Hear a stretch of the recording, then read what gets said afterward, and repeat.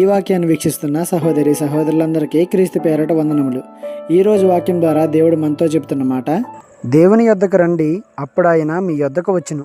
యాకోబు రాసిన పత్రిక 4వ అధ్యాయం 8వ వచనము. దేవుని యొద్దకు రండి అంటే దేవునితో సహవాసం చేయండి అని, లోకం వైపు కాక మీ అడుగులు దేవుని వైపు వేయండి అని, హృదయంతో ఆయనను వెతకండి అని, అంతేకాని మా చర్చికే రండి, వేరే ఏ చర్చికి వెళ్ళకండి అని కాదు. చర్చ అనేది దేవుని సంబంధులంతా ఒక చోట చేరి దేవుణ్ణి ఆరాధించడం, దేవుడు చెప్పే మాటలు వినడం లాంటివి చేసే ఒక ప్రాంగణం. చర్చికి దేవునితో నీ వ్యక్తిగత సంబంధానికి సంబంధమే లేదు. దేవునికి ఎలా దగ్గర అవ్వాలో, ఎలా సహవాసం చేయాలో చర్చిలో చెప్తారు, కానీ దేవునికి దగ్గర అవ్వాల్సిన బాధ్యత నీది. అది నీ వ్యక్తిగతం.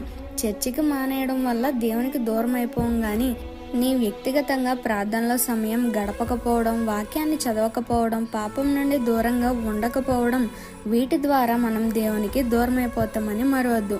దేవుని యొద్దకు మనం వెళ్తే ఆయన మన యొద్దకు వస్తాడు, మనతోనే ఉంటాడు. ఈ చిన్న సువార్త పరిచర్యలో మీ సహోదరులు. God bless you. ఆమేన్.